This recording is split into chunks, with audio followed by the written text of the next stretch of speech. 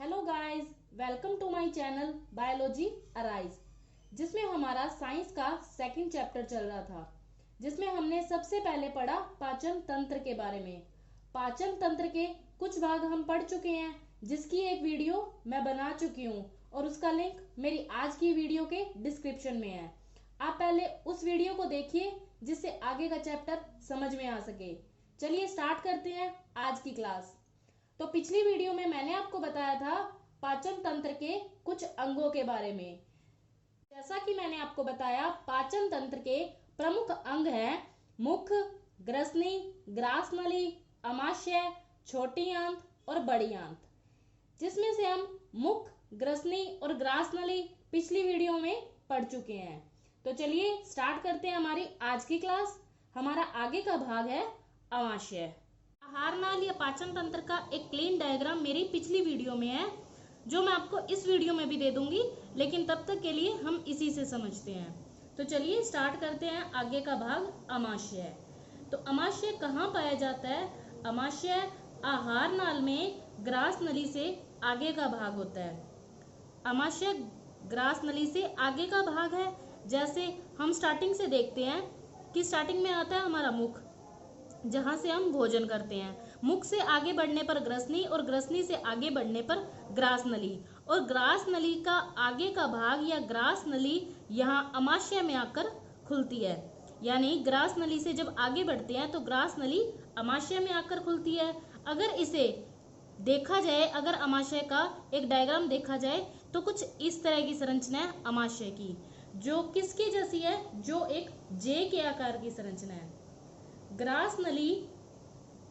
Grass नली से आगे का भाग अमाशय कहलाता है, जो कि एक जे प्रकार की संरचना है। यहां तक था अमाशय के लिए। अब ये अमाशय पाया कहाँ जाता है? अगर इसे बताया जाए कि अमाशय आहार नाल में पाया कहाँ जाता है, तो अमाशय ग्रास नली व ग्रहणी के बीच में पाया जाता है। अब देखिए ग्रहणी क्या होती है। ग्रहणी छोटी आंत का एक भाग होती है। जब हम छोटी आंत पढ़ेंगे तब हम ग्रहणी उसमें पढ़ेंगे, लेकिन तब तक के लिए ये बता दूं कि ग्रहणी छोटी आंत का एक भाग होती है। तो यानी हम कह सकते हैं कि अमाशय कहाँ पाया जाता है? अमाशय ग्रास नली और छोटी आंत के बीच में या मध्य में पाया जाता है। ये तो हुआ एक बात अमाशय के लिए। अब और क्या कह सकते हैं कि अमाशय कहाँ पाया जाता है? अमाशय उदर गुहा के बाएं हिस्से पाया जाता है। इसका मतलब ये है कि मान लो हम खड़े हो जाएं, तो हमारे पेट या हमारे उदर के बाईं तरफ अमाशय पाया जाता है। ये था दूसरी बात। और क्या कह सकते हैं अमाशय कहाँ पाया जाता है? अमाशय मध्य पट के पीछे स्थित होता है। मध्य पट यानी डायफ्राम, जो कि यहाँ पाया जाता है। यहाँ डायफ्राम मध्य पट के पीछे स्थित होता है। ये था अमाशय के लिए। तो अमाशय क्या है? अमाशय हमारी आहार नाल में ग्रास नली के आगे का भाग है, जो जे के आकार की संरचना है। ठीक है। उसके बाद है अमाशय ग्रास नली, ये रही ग्रास नली, और छोटी आंत या ग्रहणी के मध्य पाया जाता है। उदर गुहा के बाएं हिस्से में पाया जाता है और मध्य पट के पीछे की ओर पाया जाता है। अमाशय एक ऐसा लचीला अंग होता है जो 1 से 3 लीटर तक के आहार को एकत्रित कर सकता है। ये था अमाशय के बारे में। अब अमाशय को आगे 3 भागों में बांटा गया है। अमाशय को आगे 3 भागों में बांटा गया है। तो अमाशय के 3 भाग होते हैं। अमाशय 3 भागों में बंटा होता है। पहला भाग है जठरागम भाग, दूसरा जठर निर्गमी भाग, और थर्ड है फंडिस भाग। जठरागम भाग है, ये था अमाशय की संरचना। ठीक है। अमाशय की एक संरचना इस तरह से होती है। तो पहला भाग है जठरागम, जो इसे कहते हैं जठरागम भाग, यानी अमाशय का ये ऊपर का भाग है, ये है जठरागम भाग। अमाशय के जो ये नीचे का भाग है इधर साइड का, इसे कहते हैं जठर निर्गमी भाग। और जो ये बीच का भाग है इसे कहते हैं फंडिस भाग। अब पढ़ते हैं इन तीनों भागों के बारे में। तो सबसे पहला है जठरागम भाग। मैंने आपको बताया कि अमाशय उदर गुहा के बाईं तरफ पाया जाता है। अमाशय उदर गुहा के बाईं तरफ पाया जाता है। इसका मतलब यानी ये जठरागम भाग है, ये अमाशय या यह बायां भाग होता है जो बड़ा होता है और ग्रसिका से अमाशय में प्रवेश करता है। जब हम मुख से आगे बढ़ते हैं, आगे ग्रसिका फिर ग्रास नली, ग्रास नली से आगे आने पर अमाशय में प्रवेश करती है और यह बायां भाग जो कि बड़ा भाग होता है और इसे बोलते हैं जठरागम भाग। अगला भाग है जठर निर्गमी भाग। अब देखिए इसकी संरचना जे के आकार की है, जे के आकार की, यानी ये भाग इधर की तरफ मुड़ गया, यानी ये हो गया दायां भाग। यह अमाशय का दाहिना भाग होता है और छोटा भाग होता है, जहां से अमाशय छोटी आंत से जुड़ता है।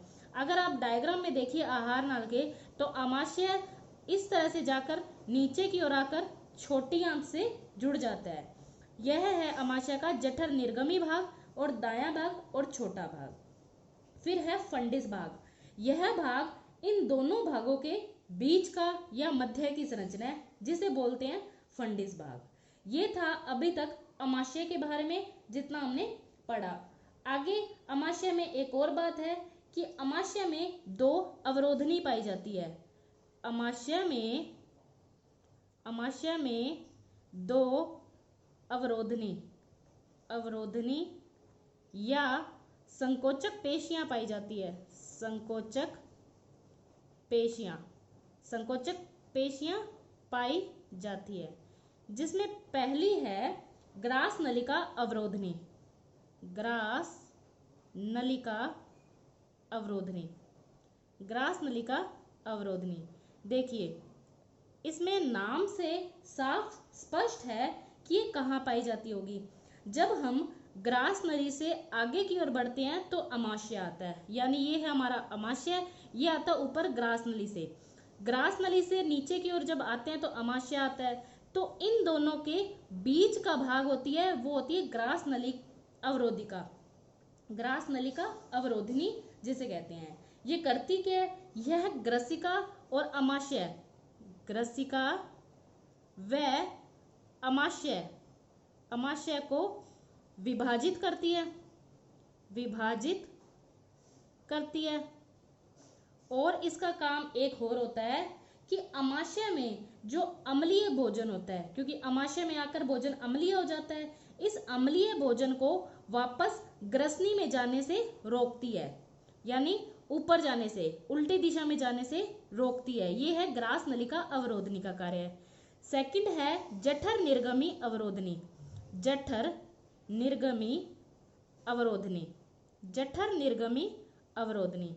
अब देखिए नाम से साफ स्पष्ट है कि जठर निर्गमी यानी इस वाले भाग, जठर निर्गमी भाग, यहाँ पर यह अवरोधनी पाई जाती है और यहाँ से यह भाग छोटी आंत में जुड़ा होता है। तो हम ये कह सकते हैं कि छोटी आंत और अमाशय को विभाजित करता है यह जठर निर्गमी अवरोधनी भाग। क्या करता है, अमाशय व छोटी आंत को विभाजित करता है। अब इसका काम क्या होता है कि अमाशय आगे छोटी आंत में जुड़ा होता है, यानी अमाशय से जो आगे का भोजन है वह छोटी आंत में जाएगा, लेकिन अमाशय से छोटी आंत में जो भोजन का निकास होना है उसको नियंत्रित करने का काम जठर निर्गमी अवरोधनी करती है। तो क्या पढ़ा कि अमाशय में दो अवरोधनी पाई जाती है या संकोचक पेशियां पाई जाती है। पहली है ग्रास नलिका अवरोधनी। ग्रास नलिका अवरोधनी नाम से स्पष्ट है कि अमाशय जहां ऊपर की ओर ग्रास नली से जुड़ा होता है, तो ग्रास नली और अमाशय के बीच में या उनको विभाजित करके रखती है। किसको, ग्रसिका और अमाशय को विभाजित करती है ग्रास नली की अवरोधनी। फिर है जठर निर्गमी अवरोधनी। जठर निर्गमी अवरोधनी यानी अमाशय का यह भाग, जठर निर्गमी भाग जो छोटी आंत से जुड़ा होता है, तो छोटी आंत और अमाशय को विभाजित करने का काम होता है जठर निर्गमी अवरोधनी का, जिसका काम क्या होता है, अमाशय से छोटी आंत में भोजन के निकास को नियंत्रित करना। ये था अमाशय के बारे में। अब चलते हैं अगले भाग पे। अगला भाग है छोटी आंत। आगे का भाग है छोटी आंत। छोटी आंत आहार नाल का सबसे लंबा और महत्वपूर्ण भाग होता है। भोजन का सर्वाधिक पाचन और अवशोषण छोटी आंत में ही होता है। तो छोटी आंत पाचन तंत्र का महत्वपूर्ण अंग होता है, जो अमाशय के जठर निर्गमी भाग से शुरू होकर बड़ी आंत तक होता है। तो देखिए, ये है अमाशय, हम यहाँ से समझते हैं, ये है अमाशय। अमाशय का जठर निर्गमी भाग ये, यानी कि यहाँ अमाशय के जठर निर्गमी भाग, यहाँ से छोटी आंत स्टार्ट होती है। तो ये है छोटी आंत का भाग, इसे हम कह सकते हैं छोटी आंत, छोटी आंत। ठीक है, जो अमाशय के जठर निर्गमी भाग से शुरू होकर बड़ी आंत तक जाती है। ये आगे बड़ी आंत तक, यहाँ से ये स्टार्ट होती है और यहाँ से ये बड़ी आंत में जाएगी। तो अमाशय के जठर निर्गमी भाग से शुरू होकर बड़ी आंत पर पूर्ण होती है। इसकी औसतन लंबाई, यानी छोटी आंत की औसतन लंबाई 7 मीटर तक होती है, 7 मीटर तक होती है, तथा आहार नाल के इस अंग द्वारा ही भोजन का सर्वाधिक पाचन और अवशोषण होता है। यानी छोटी आंत के द्वारा ही आहार का सर्वाधिक पाचन व अवशोषण होता है। ये है छोटी आंत के बारे में। अब देखिए, छोटी आंत के 3 भाग होते हैं। पहला भाग ग्रहणी, दूसरा भाग अग्र शुद्रांत, तीसरा शुद्रांत। पहले इसे डायग्राम से समझते हैं, फिर हम इसे डिटेल से पढ़ेंगे। तो डायग्राम में अगर देखें तो छोटी आंत का जो ग्रहणी भाग होता है वो सबसे पहला भाग होता है और छोटा भाग होता है। अब देखिए, छोटी आंत का जो ये जठर निर्गमी भाग से छोटी आंत से अमाशय जुड़ता है, तो जो यह भाग होता है, यानी सबसे पहला भाग होता है, वह है ग्रहणी। जो जठर निर्गमी भाग से जुड़ा हुआ भाग है वो भाग है ग्रहणी, यानी छोटी आंत का सबसे पहला भाग यहीं से शुरू होता है। जो बीच का, छोटी आंत का जो बीच का भाग है उसे कहते हैं अग्र शुद्रांत, और छोटी आंत का जो सबसे अंतिम भाग है उसे कहते हैं शुद्रांत। ये था छोटी आंत के बारे में कि छोटी आंत 3 भागों में बटी होती है, जिसका पहला भाग होता है ग्रहणी, जो कहाँ पाया जाता है, अमाशय के अंतिम भाग जठर निर्गमी भाग, जहां से छोटी आंत शुरू होती है वहां पाया जाता है छोटी आंत का पहला भाग ग्रहणी।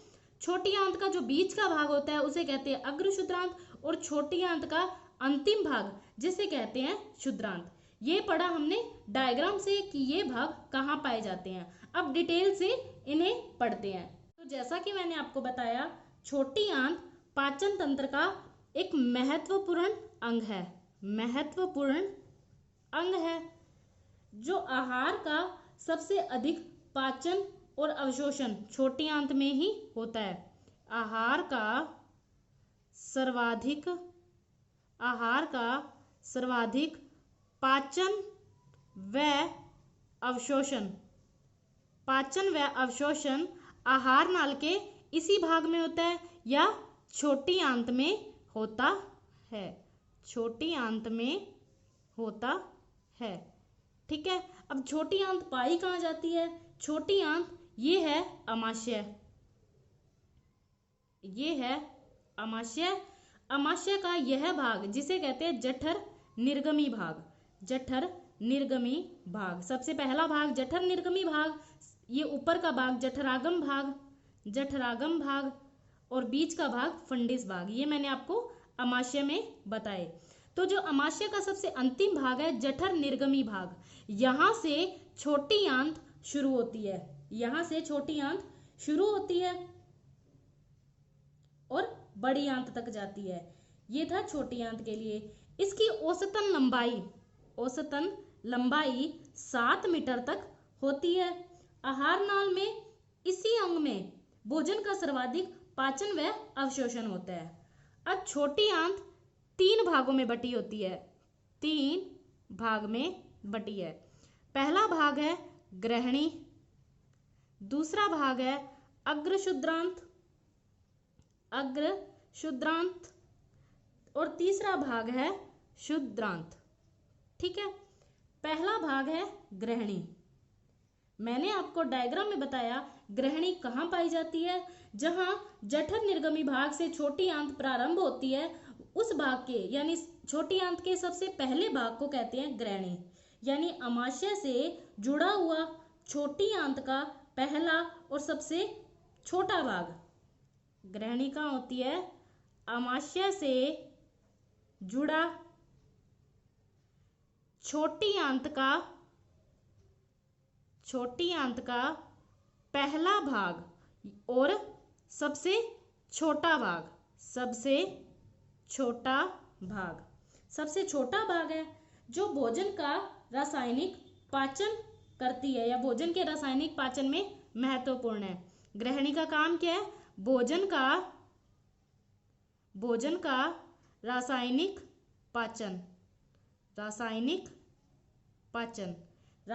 पाचन कैसे होता है? एंजाइमों के द्वारा। ठीक है। सेकंड है अग्रशुद्रांत। अग्रशुद्रांत छोटी आंत का बीच का भाग है। यह छोटी आंत का मध्य का भाग है और इसका कार्य क्या होता है? देखिए, ग्रहणी में जो आहार होता है उसका पाचन होता है एंजाइमों के द्वारा या रासायनिक पाचन होता है। अब जो पचा हुआ भोजन है, बच गया भोजन, यानी जो भोजन पचा लिया, उसके अलावा जो वो भोजन होता है वो आगे अग्रशुद्रांत में आता है। उस भोजन का अग्रशुद्रांत में अवशोषण किया जाता है। यानी ग्रहणी में पचित आहार, ये है ग्रहणी में जो आहार पच गया, उस पचित आहार का अवशोषण अग्रशुद्रांत में होता है। उस पचित आहार का अवशोषण अग्रशुद्रांत में होता है। ठीक है। अग्रशुद्रांत में विशेष प्रकार की आंत्र कोशिकाएं पाई जाती है। आंत्र कोशिकाएं पाई जाती है जो क्या करती हैं? विशेष प्रकार की कोशिकाएं होती हैं जिन्हें आंत्र कोशिकाएं कहती हैं, जो क्या करती हैं? अवशोषण का कार्य करती है।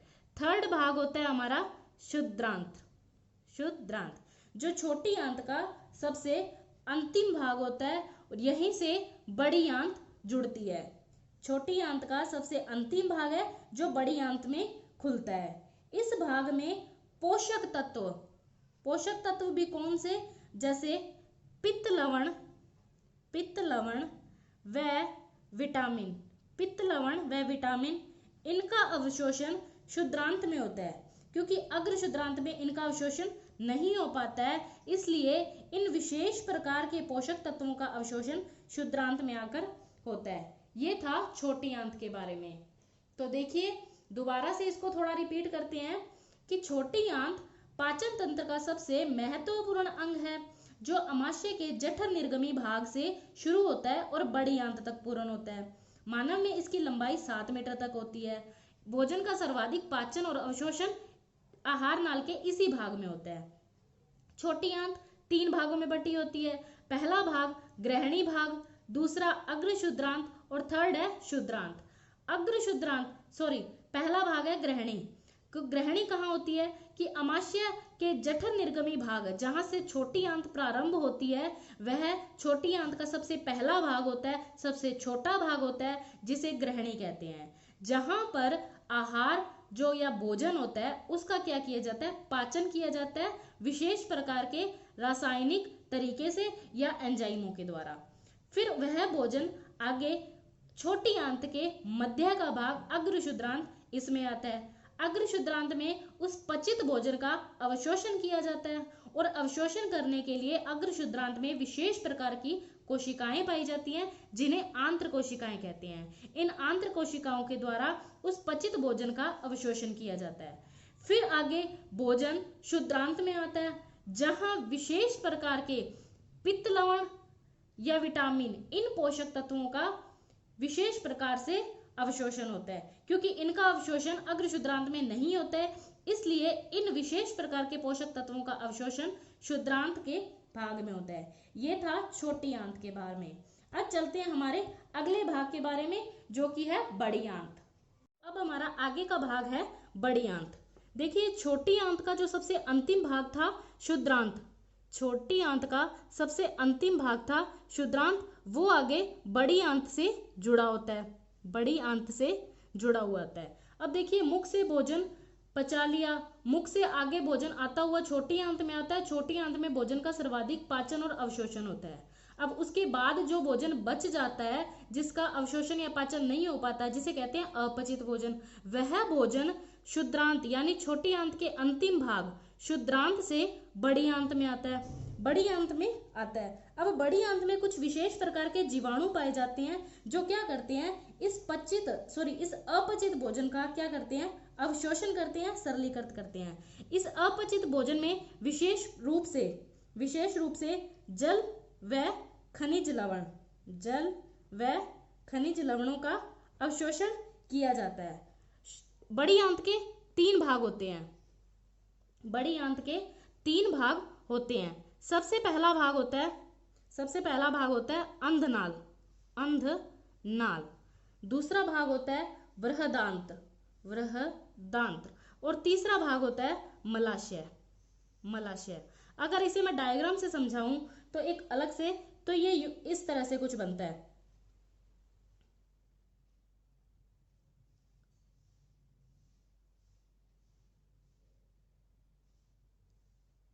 ये कुछ इस तरह से बनता है, ठीक है। यह है बड़ी आंत। अगर मैं इसको कहूं तो यह है बड़ी आंत। तो इसे अगर समझी जाऊं तो देखिए, यहां छोटी आंत का क्षुद्रांत भाग समाप्त होता है। इस क्षुद्रांत से भोजन आता है बड़ी आंत में। तो यानी बड़ी आंत का सबसे जो पहला भाग होता है वह होता है अंधनाल। मैंने आपको बताया बड़ी आंत के 3 भाग होते हैं। पहला भाग अंधनाल जो यहाँ पाया जाता है, दूसरा भाग होता है बृहदांत्र जो यहाँ पाया जाता है, बृहदांत्र, तीसरा होता है मलाशय जो यहाँ पाया जाता है, मलाशय। ये है बड़ी आंत के 3 भाग, ठीक है। अंधनाल जो छोटी आंत के अंतिम भाग क्षुद्रांत से जुड़ा हुआ होता है, यहाँ से बड़ी आंत शुरू होती है। तो क्षुद्रांत से जो पचित भोजन है वह अंधनाल यानी बड़ी आंत के पहले भाग अंधनाल में आता है। यहाँ भोजन का अवशोषण होता है और जो अपचित भोजन होता है वह आगे बृहदांत्र में पहुंचा दिया जाता है। अंधनाल में आगे 4 से 5 इंच लंबी एक नली होती है जिसे कहते हैं परिशेषिका, जो यहाँ पाई जाती है। फिर आगे अपचित भोजन बृहदांत्र में पहुंचा दिया जाता है। बृहदांत्र होता है उसके 4 भाग पाए जाते हैं। बृहदांत्र के 4 भाग होते हैं। सबसे पहला भाग होता है आरोही भाग। आरोही भाग यहाँ होता है बृहदांत्र का आरोही भाग। यहाँ से लेके यहाँ तक बृहदांत्र होता है जो छोटी आंत का सबसे बड़ा भाग है। अब ये बृहदांत्र के 4 भाग होते हैं। पहला भाग आरोही भाग जो यहाँ पाया जाता है, आरोही भाग यह करीब 15 सेंटीमीटर तक लंबी नलिका होती है। दूसरा भाग होता है अनुप्रस्थ भाग, वो यहाँ पाया जाता है, अनुप्रस्थ भाग यहाँ पाया जाता है जो 50 सेंटीमीटर तक की लंबी नलिका होती है। तीसरा भाग होता है अवरोही भाग, वो यह होता है अवरोही भाग। बृहदांत्र का तीसरा भाग होता है अवरोही भाग जो यहाँ होता है जो 25 सेंटीमीटर तक की नलिका पाई जाती है। और बृहदांत्र का चौथा भाग होता है सिग्माकार भाग जो यहाँ होता है, सिग्माकार। यह होता है बृहदांत्र का चौथा भाग जो 40 सेंटीमीटर लंबी नलिका होती है। अब यहाँ पे अपचित भोजन अंधनाल से बृहदांत्र में आ गया, यहाँ भोजन का अवशोषण कर लिया और जो अपचित भोजन है उसे आगे मलाशय में पहुंचा दिया जाता है जो आहार नाल का सबसे अंतिम भाग होता है। यहाँ होती है अंधनाल। अंधनाल से अपचित भोजन को बृहदांत्र में पहुंचाया जाता है और बृहदांत्र से आगे अपचित भोजन को या अपशिष्ट पदार्थ को मलाशय में पहुंचाया जाता है। ये है आहार नाल का सबसे अंतिम भाग मलाशय। मलाशय को थोड़ा सा डिटेल में पढ़ेंगे, वैसे इसे बड़ी आंत में ही पढ़ेंगे। मलाशय आहार नाल का सबसे अंतिम भाग होता है जो लगभग 20 सेंटीमीटर तक लंबा होता है, 20 सेंटीमीटर तक लंबा होता है। अब मलाशय का जो अंतिम भाग होता है वह गुदा नाल द्वारा जुड़ा होता है, गुदा नाल द्वारा जुड़ा होता है। यहाँ पर आके मलाशय पर आके यानी मलाशय पर आके आहार नाल होती है वह समाप्त हो जाती है। आहार नाल मुख से शुरू हुई और मलाशय पर आकर खत्म हो गई। मलाशय का जो अंतिम भाग होता है वो होता है गुदा नाल जो शरीर के बाहर के रास्ते खुलता है, जहां से अपशिष्ट पदार्थों को बाहर निकाल दिया जाता है या अब देखिए, छोटी आंत से जो भोजन है बड़ी आंत में आ गया। बड़ी आंत के अंतिम भाग मलाशय में आने के बाद पचित आहार रस के अवशोषण के बाद जो शेष बचा हुआ अपशिष्ट पदार्थ होता है उसे बाहर निकालने का जो काम होता है वो मलाशय में होता है। मलाशय में गुदा नाल होती है या गुदा द्वार होता है जो शरीर में बाहर के रास्ते खुलते हैं, जहां से अपशिष्ट पदार्थों को बाहर की ओर निकाल दिया जाता है। ये था आहार नाल के कुछ अंगों के बारे में जो पाचन में सहायक होते हैं। सबसे पहला अंग हमने पढ़ा मुख, फिर पढ़ा ग्रसनी, ग्रासनरी, अमाशय, छोटी आंत और बड़ी आंत। बड़ी आंत का अंतिम भाग है मलाशय, जहां आकर आहार नाल खत्म हो जाती है। ये सभी अंग पाचन क्रिया में सहायक होते हैं। तो पाचन क्रिया में सहायक इन सातों अंगों के बारे में तो हमने पढ़ लिया। अब हम पढ़ेंगे पाचन में सहायक पाचक ग्रंथियों के बारे में। तो पाचक ग्रंथियों को पढ़ने से पहले हम उनके बारे में कुछ जान लेते हैं।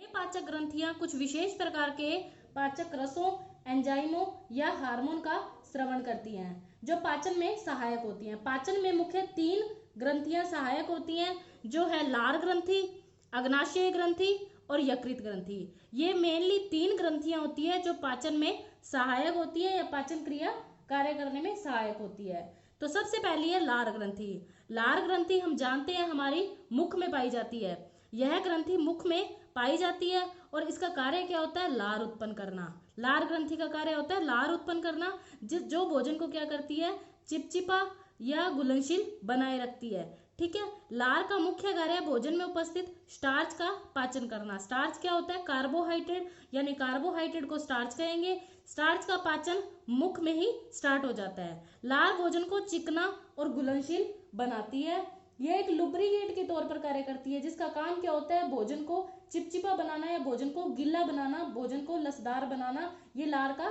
काम होता है। मुख में कार्बोहाइड्रेट या स्टार्च का पाचन मुख में ही शुरू हो जाता है जिसका कार्य होता है भोजन को चिकना और घुलनशील। इसके अलावा इस लार का कार्य क्या होता है? दांतों को, मुख गुहिका को और जीभ की सफाई करना। ये होता है लार ग्रंथि में पाई जाने वाली लार जो स्रावित होती है उसके कार्य है। लार ग्रंथि 3 प्रकार की होती है। पहली है कर्ण पूर्व ग्रंथि। कर्ण पूर्व ग्रंथि गालों में पाई जाती है जिसमें एक श्लेष्मा या तरल का स्राव करती है। दूसरी है अधोजंब ग्रंथि, अधोजंब लार ग्रंथि। यह एक मिश्रित ग्रंथि होती है जिसका कार्य क्या होता है? तरल और श्लेष्मा का स्राव करना। तीसरी है अधोजीवा ग्रंथि। यह जीवा के नीचे पाई जाती है जो श्लेष्मिक श्रवण करती है। ये थी लार के बारे में, जो लार ग्रंथियों के बारे में। लार ग्रंथि का कार्य क्या होता है? लार उत्पन्न करना जो मुख में पाई जाती है, भोजन को लसदार, गीला या चिपचिपा बनाए रखना इसका कार्य है। ठीक है। जो 3 प्रकार की होती है, कर्णपूर्व ग्रंथि, अधोजंब ग्रंथि और दूसरी है तीसरी है अधोजीवा ग्रंथि। यह था लार ग्रंथि के बारे में। अगली ग्रंथि है अग्नाशय ग्रंथि। अग्नाशय ग्रंथि मिश्रित ग्रंथि होती है। मिश्रित ग्रंथि। अब मिश्रित ग्रंथि का मतलब क्या होता है? देखिए, कुछ ग्रंथियां होती है जो अंतःस्रावी ग्रंथियां होती है और कुछ बहिस्रावी ग्रंथि होती है, लेकिन इन दोनों का मिक्स रूप वो होती है मिश्रित ग्रंथियां जो होती है अग्नाशय ग्रंथि। अंतःस्रावी ग्रंथियां वो होती हैं जो अपने एंजाइमों या हार्मोनों को, अंतःस्रावी ग्रंथियां वो होती है जो अपने एंजाइमों या हार्मोनों को सीधा रक्त में प्रवाहित कर देती हैं, और बहिस्रावी ग्रंथियां वह होती है जो अपने एंजाइमों या हार्मोनों को उनकी नलिकाओं में स्रावित करती है और उन नलिकाओं से उन एंजाइमों या हार्मोनों को विशेष प्रकार के अंगों तक पहुंचा दिया जाता है। ये होती है अंतःस्रावी और बहिस्रावी ग्रंथियां जो इस बार आपके सिलेबस में नहीं है। ठीक है। इन दोनों का मिश्रित रूप होता है, इन दोनों यानी अंतःस्रावी ग्रंथि और बहिस्रावी ग्रंथि, इन दोनों का मिश्रित रूप होता है वो होती है अग्नाशय ग्रंथि, यानी यह होती है मिश्रित ग्रंथि। ठीक है। जो दोनों प्रकार के हार्मोनों यानी अंतःस्रावी हार्मोन और बहिस्रावी हार्मोन दोनों प्रकार के रसों का स्रवण करती है। ठीक है, स्रवण करती है। अंतःस्रावी हार्मोन होता है इंसुलिन।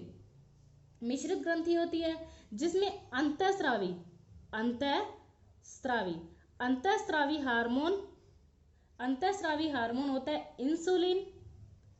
इंसुलिन व ग्लूकेगोन। इंसुलिन व ग्लूकेगोन जो अंतःस्रावी हार्मोन का स्रवण करती है, और एक होता है बहिस्रावी हार्मोन।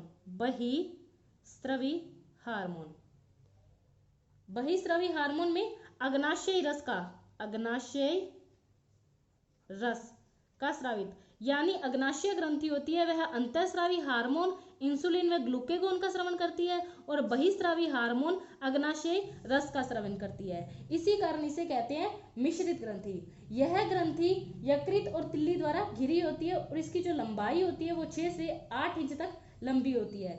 इस ग्रंथि के द्वारा स्रावित करने वाले जो एंजाइम, इस ग्रंथि से जो स्रावित करने वाले एंजाइम होते हैं वो प्रोटीन, वसा और कार्बोहाइड्रेट का पाचन करते हैं, कार्बोहाइड्रेट का पाचन करते हैं। इस अग्नाशय ग्रंथि के द्वारा स्रावित जो एंजाइम या हार्मोन होते हैं उनके द्वारा प्रोटीन, वसा और कार्बोहाइड्रेट का पाचन किया जाता है। अब देखिए जो अग्नाशयी रस है उसका कार्य आएगा पाचन की क्रिया में, वो जब हम पाचन की क्रिया पढ़ेंगे तब देखेंगे। फिलहाल हम देखते हैं इंसुलिन और ग्लूकेगोन का काम। इंसुलिन और ग्लूकेगोन हार्मोन का कार्य होता है रक्त शर्करा, यानी रक्त में शर्करा की मात्रा को नियंत्रित करना, रक्त में शर्करा के स्तर को नियंत्रित करना, स्तर को नियंत्रित करना। ठीक है, ये पढ़ा हमने अग्नाशय ग्रंथि के बारे में। अग्नाशय ग्रंथि मिश्रित ग्रंथि होती है जो अंतःस्रावी हार्मोन इंसुलिन व ग्लूकेगोन का स्रावन करती है और बहिस्रावी हार्मोन अग्नाशयी रस का स्रावन करती है। अग्नाशय ग्रंथि के द्वारा स्रावित एंजाइम द्वारा आंतों में प्रोटीन, वसा, कार्बोहाइड्रेट का पाचन किया जाता है, जिसमें इंसुलिन और ग्लूकेगोन जो हार्मोन होता है वो शरीर में रक्त शर्करा के स्तर को नियंत्रित करता है। इसका मतलब क्या होता है? इसका मतलब ये होता है कि हमने सुना है किसी को डायबिटीज या शुगर हो जाता है तो उसमें उसका कारण क्या होता है, उसे शुगर होने का कार्य क्या होता है? शुगर होने का कारण ये होता है कि उस व्यक्ति या उस इंसान की रक्त में शर्करा की मात्रा को बढ़ जाना। ठीक है, हम देखते हैं कि जब किसी इंसान को शुगर हो जाता है उसे इंसुलिन के टीके लगाए जाते हैं। इंसुलिन के टीके क्यों लगाए जाते हैं? क्योंकि इंसुलिन होता है वो मुख्यतः शरीर में में शर्करा की मात्रा को नियंत्रित करता है। अगर इंसुलिन कार्य करना कम कर देता है या अग्नाशय ग्रंथि द्वारा इंसुलिन का स्राव कम हो जाता है तो रक्त में शर्करा की मात्रा बढ़ जाती है और उसको नियंत्रित करने वाला हार्मोन इंसुलिन होता है उसकी मात्रा कम हो जाती है, जिसके कारण रक्त में शर्करा की मात्रा बढ़ जाती है और उस व्यक्ति को शुगर हो जाता है। ये होता है शुगर होने का कार्य। और ये था अग्नाशय ग्रंथि के बारे में। अगली ग्रंथि है हमारी यकृत ग्रंथि। यकृत ग्रंथि ये है हमारी थर्ड और अंतिम ग्रंथि। यह मानव शरीर की सबसे महत्वपूर्ण और सबसे बड़ी ग्रंथि होती है। सबसे बड़ी ग्रंथि होती है, पाचक ग्रंथि होती है। यह मध्य पट के नीचे पाई जाती है और त्रिकोणाकार आकृति की होती है। त्रिकोणाकार आकृति की होती है। इसका अधिकतम वजन दाईं ओर होता है। ठीक है, ये था यकृत के बारे में। अब हमने पढ़ ली पाचन की तीनों ग्रंथियां। लार ग्रंथि जो मुख में पाई जाती है जिसका कार्य क्या होता है? लार का स्रवण करना। दूसरी होती है अग्नाशय ग्रंथि जो एक मिश्रित ग्रंथि होती है जो अंतःस्रावी हार्मोन इंसुलिन व ग्लूकेगोन का स्रवण करती है और बहिस्रावी हार्मोन अग्नाशय रस का स्रवण करता है। जो ये एंजाइम होते हैं ये प्रोटीन, वसा, कार्बोहाइड्रेट का पाचन करते हैं। फिर आता है इंसुलिन और ग्लूकेगोन का कार्य है। इंसुलिन और ग्लूकेगोन रक्त में शर्करा के स्तर को नियंत्रित करते हैं। थर्ड आती है यकृत ग्रंथि। यकृत ग्रंथि मानव शरीर की सबसे बड़ी और सबसे महत्वपूर्ण पाचक ग्रंथि होती है। ये था तीनों ग्रंथियों के बारे में। अब हम पढ़ेंगे विभिन्न तरह के पाचक अंगों और उनसे स्रावित होने वाले पाचन रस और उनके कार्य के बारे में। पाचन अंगों द्वारा स्रावित होने वाले कुछ पाचक रस और उनके कार्य। तो सबसे पहले मुख में होती है लार ग्रंथि। लार ग्रंथि के द्वारा टाइलिन या अमाइलेज नामक एंजाइम स्रावित किए जाते हैं जिनका कार्य होता है पॉलीसेकेराइड यानी जैसे स्टार्च या ग्लाइकोजन को छोटे पॉलीसेकेराइड जैसे माल्टोज में परिवर्तन करना, जिनका जो है मुख गुहा में पाई जाती है। अगली होती है अमाशय। अमाशय में जठर रस पाया जाता है और इसमें पेप्सिन और रेनिन नामक एंजाइम पाए जाते हैं, जिनका कार्य क्या होता है। पेप्सिन का कार्य होता है प्रोटीन को पेप्टाइड में चेंज करना, और रेनिन का कार्य होता है कैसिन को पैराकैसिन में चेंज करना, जो कि अमाशय में पाए जाते हैं। थर्ड होता है अग्नाशय ग्रंथि। अग्नाशय ग्रंथि के द्वारा कई तरह के एंजाइम स्रावित किए जाते हैं, जिसमें amylase, trypsin, chymotrypsin, carboxypeptidase, lipase और न्यूक्लियस एंजाइम है। जिसमें एमाइलेज का कार्य होता है स्टार्च को माल्टोज में चेंज करना, ट्रिप्सिन का कार्य है प्रोटीन को पेप्टाइड, काइमोट्रिप्सिन कार्बोक्सीपेप्टाइडेज इनका कार्य भी होता है प्रोटीन को पेप्टाइड में बदलना।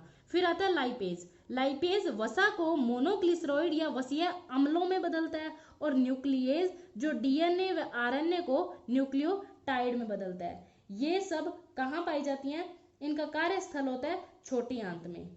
ठीक है, यानी ये एंजाइम्स होते हैं वो अग्नाशय रस के द्वारा स्रावित किए जाते, अग्नाशय ग्रंथि के द्वारा स्रावित किए जाते हैं, लेकिन इनका जो कार्यस्थल होता है, इनके जो कार्य होते हैं वो ये सारे कार्य छोटी आंत में किए जाते हैं।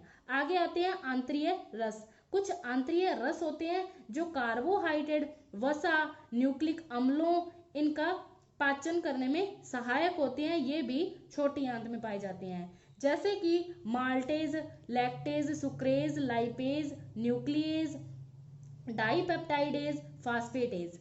माल्टेज माल्टोज को ग्लूकोज में बदलता है, यानी हमने कहा था कि जटिल पदार्थों को सरल पदार्थों में, यानी सबसे जटिल कार्बोहाइड्रेट का सबसे सरल जो कार्बोहाइड्रेट है वह है ग्लूकोज। ठीक है, तो जो माल्टेज नामक एंजाइम होता है वो माल्टोज को ग्लूकोज में बदलता है। लैक्टेज होता है वो लैक्टोज को ग्लूकोज में बदलता है। सुक्रेज सुक्रोज को ग्लूकोज में बदलता है। लाइपेज वसा को वसीय अम्लों और ग्लिसरॉल में बदलता है। न्यूक्लियेज न्यूक्लिक अम्लों को न्यूक्लियोटाइड में बदलता है। डाइपेप्टाइडेज जो डाइपेप्टाइड को एमिनो अम्ल में बदलता है, और फास्फेटेज न्यूक्लियोटाइडों को नाइट्रोजन क्षार या राइबोज में चेंज करता है।